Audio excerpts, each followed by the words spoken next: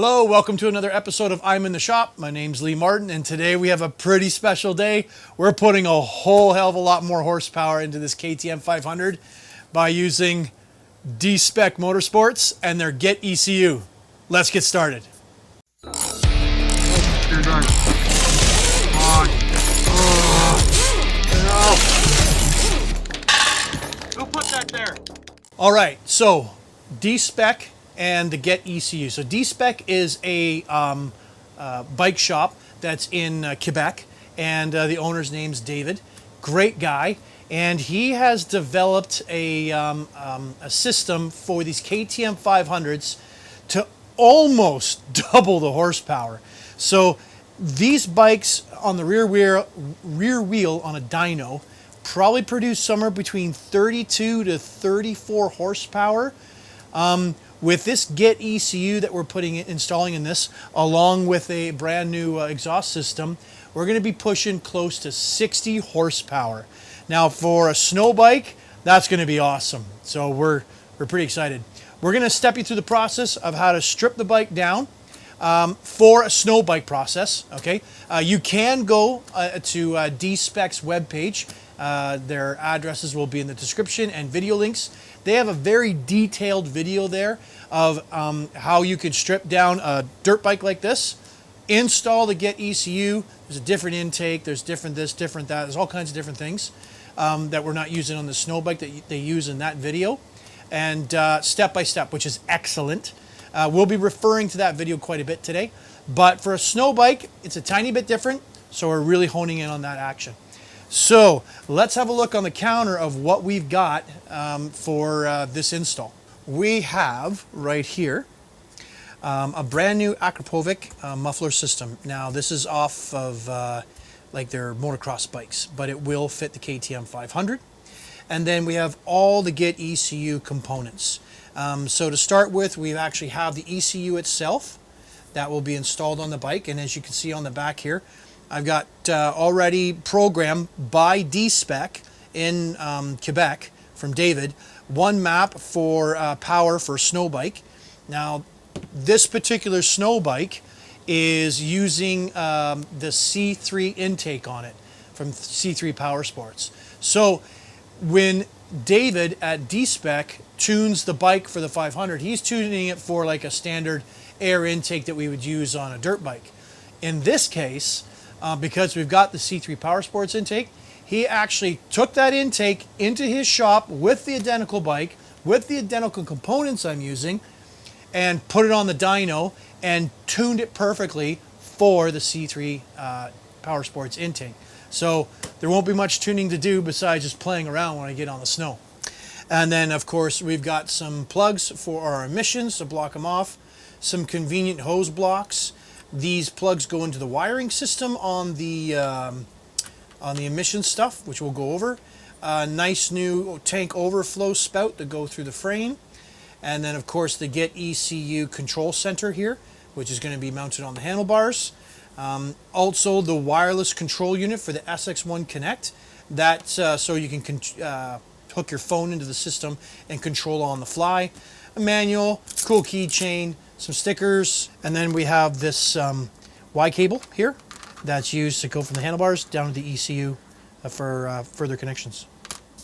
Let's start talking about tearing down the bike step by step and then going through the process. Okay, so step one, you got to remove your tank, guys. So we're not going to show you in video exactly how to do all this, but remove your seat, remove your tank. That's step number one. Okay, the next step I recommend is we're going to disconnect the positive lead on the battery. I don't want any voltage going through the bike in case I've accidentally got the ECU unplugged or I'm pushing something, and so just take the power off. Okay, so the first thing that you want to do now is start removing the hardware that's not needed for this system. Now that hardware includes the following. We're going to be removing this exhaust plug here, removing that, and basically putting a plug in it, capping it off, and then we're going to remove this guy right down in here. This is more of the emissions stuff. We're going to be removing a lot of hosing that doesn't need to be there anymore. That's connected to the emissions stuff. So yeah, let's get started with taking that stuff off. Okay, there's some zip ties in your frame here that holds the wiring in place. When you're cutting them, make sure that you don't cut through them, or cut through the zip tie, not through the wire. Okay, so under here, guys, we have got our exhaust connection. So it's already been disconnected from the frame with the zip tie, and we're just going to disconnect that, that clip right there. My handy little poker does the job. So I'm just going to stick the poker, stick the poker right in here and pull the cable out.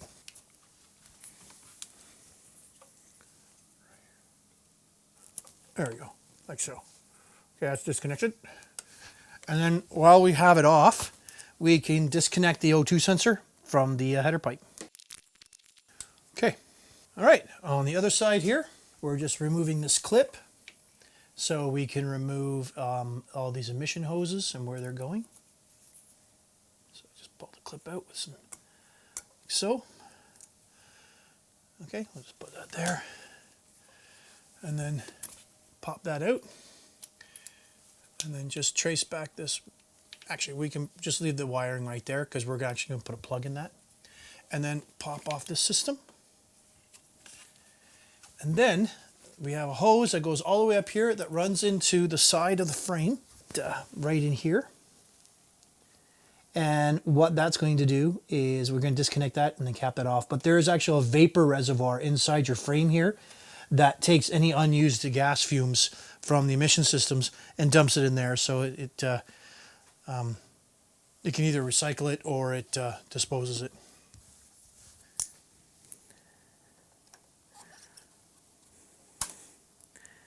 And be careful taking these hoses off, guys. They could have been on there for, you know, you don't want to break them. I will be putting all this stuff back on when I go to sell the bike. So it'd be nice to have it all in one piece. It's good to document this stuff too, guys, because if you are going to put this stuff back in place, you know, you're going to know how to put it back on when you want to put it back on. Go to sell the bike and you want to transfer your stuff over to a new one. So the next hose that runs up comes up and it goes into the side of the, I guess the intake manifold, they call it. So that other hose that comes off of that comes in and goes down into here.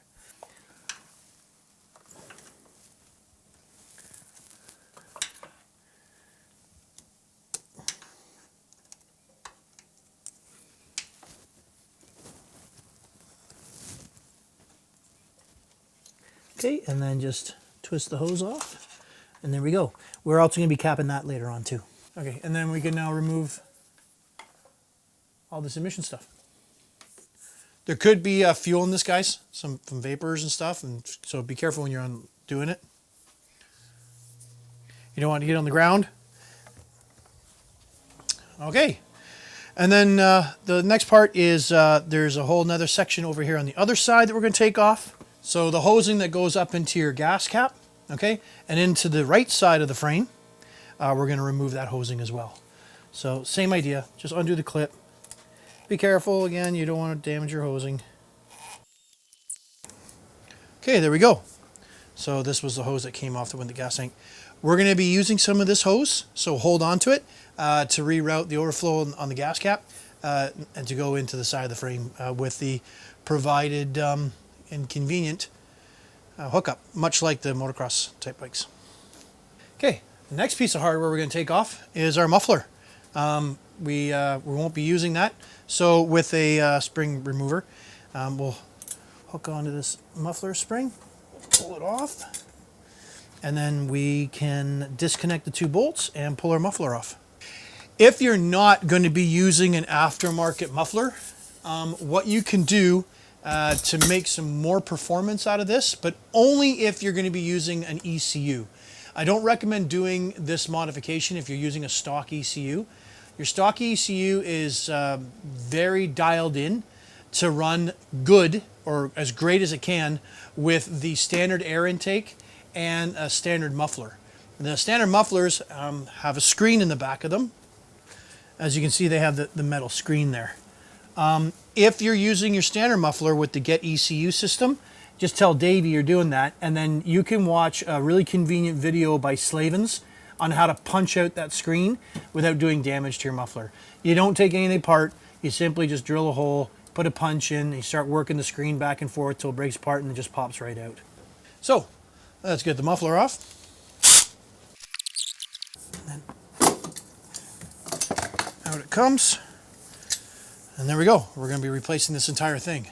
Now, besides the flow being a lot better, when you're talking about performance with a muffler, the stock one is significantly heavier than the Akrapovic. So not only are you going to get better flow out of your engine, but you're going to get some weight savings out of your bike.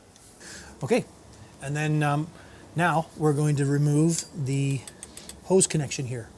I am going to take off the frame mount here with the header pipe and take that off with a wrench, or with a ratchet and a socket.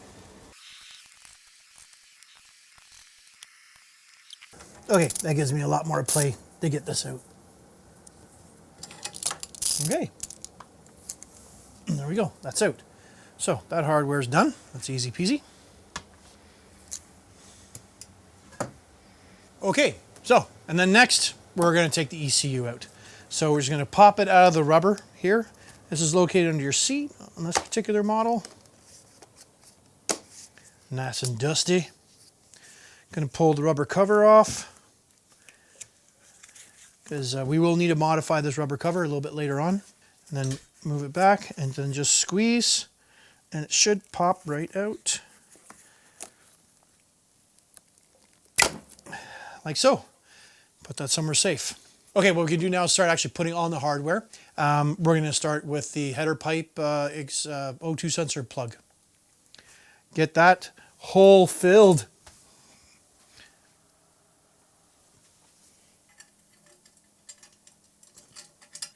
Anyway, so yeah, tighten that up and you're good to go. Okay, the next thing we can do is install our intake manifold plug, like so, right in there. We're going to apply a little bit of Loctite to the bottom of that to stop it from vibrating loose.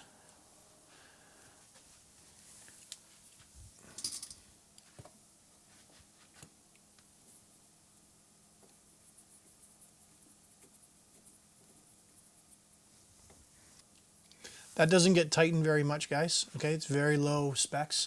That's again why we're using Loctite. We just don't want that, the vibration, the motor backing that out. So important to put that on there.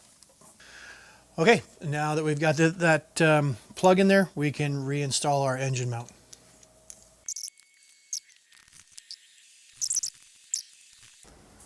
So when you get the Akrapovic, it comes with its own hardware, guys. I'm not sure if I'm a big fan of these standard steel washers that are on here. The ones that come factory on the bike, I don't remember exactly what they're called, but they're the cool two-piece washer. And I was watching a video the other day of how awesome these things are to stop vibration. So you can look it up online, but these double-sided washers that marry up and then bite in on each side of the material, they don't vibrate out at all. So I'm going to use those. I love it when new stuff fits perfectly. All right, and then we'll put the spring on. Sweet.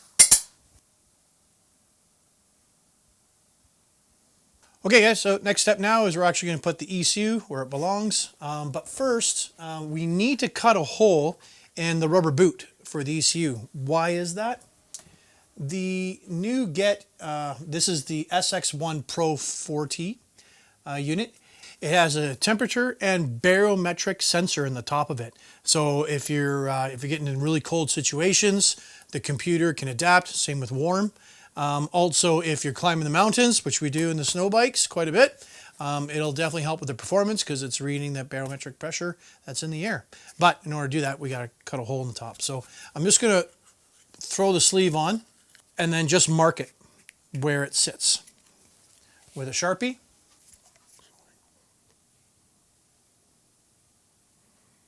Right there. Take it back out. Now I'm just going to fold it over. And then use scissors to cut the rest of it out. Boom. And then we can plug in our ECU into the exact same jack that it came out of, making sure there's no dirt and debris in there, guys. Looking good. Make sure it clicks. Throw the rubber boot back over top of the connection point. And then reseat it into the subframe of the bike. Before we start running our wires up to the handlebars, we're going to now cap off with the components that came with the kit to the, again, there was the this kind of valve system for the emissions. And then the other cap is going to go on the other side of the exhaust where it went into the O2 sensor that went in the exhaust. So now that we've taken this off, we're replacing this with this. Make sure it clicks. Good to go. Once we get that all this done, we'll take a zip tie again and tie all this up into the top of the frame away from the motor so it doesn't get hot and melt. We'll do the other side. Again, this went to that valve assembly. This is being replaced with this.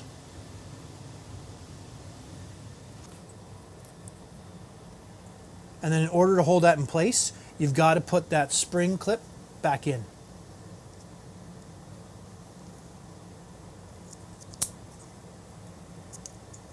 That's it. And then again, we'll tie it all up in there with a zip tie. So we're going to take off our headlight mask and we're going to start running the cable for the switch. And then we've got this Y cable that's going to be used to come from the handlebars down to the ECU for control. Okay, so we got some special cables that come out of the ECU. The one of them we really have to pay attention to is the one with the labeled main, okay? Or if you look inside, it's basically a 4-pin connector, okay? This is where that Y cable comes into play. So the one end of the Y cable, okay, needs to go up to the handlebar control mount. So you can put it wherever you think is convenient. I'm going to put mine in place where my headlight switch was because I don't need that for my snow biking or my signal or horn. And it'll basically get plugged in like so. Okay, you may want to wait and run the cables first, but for demonstration purposes on the camera. So again, they're all suited to fit each other. The Y cable is identical. So it doesn't matter which end goes in where, but one goes into the switch and the other one will go into the wireless remote control if you have that.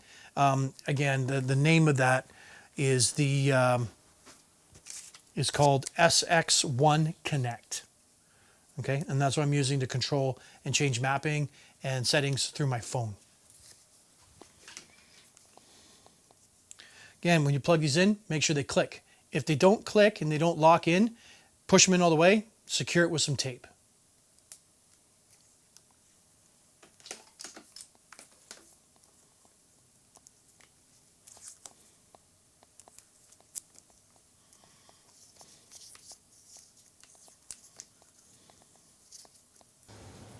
And then we can actually just route the wires around and then tuck it underneath of the connector on the for the ECU. So let's mount the controller. Pretty simple, just like a clutch handle or a brake. Undo the 2 screws, put it where you want, tighten it up, don't go too tight, good to go. With the get symbol facing upwards.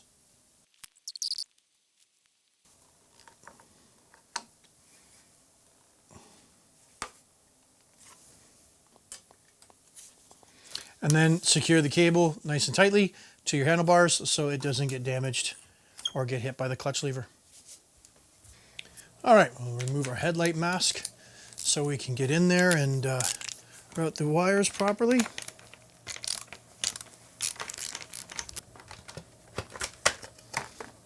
A good rule of thumb when you're running in accessories, like wiring accessories, is try to use the existing paths that the manufacturer is using. They go through a lot of testing with these bikes with the vibration and where the wiring gets ran and stuff like that so it doesn't get pinched. And so they know what works and what doesn't work. Don't try to reinvent the wheel. Put the wires where they put the wires if you can fit them, and chances are they'll be safe. Okay, so now that we got that connector ran, we're going to run the Y cable all the way up to the front so we can plug it in. In this case, I'm going to just try to run it, like I said, where the factory ran everything.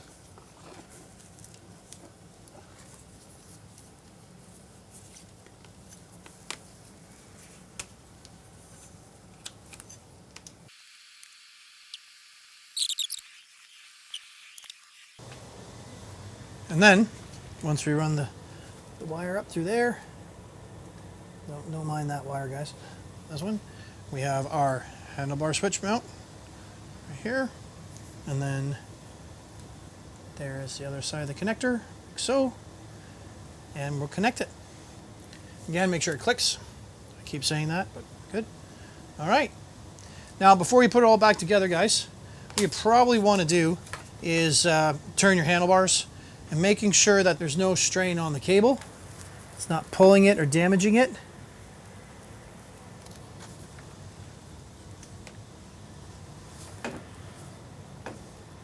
Yeah, it's looking good. And then what we'll do is we'll zip tie it together and we'll against all the original wiring, and it'll be safe and sound.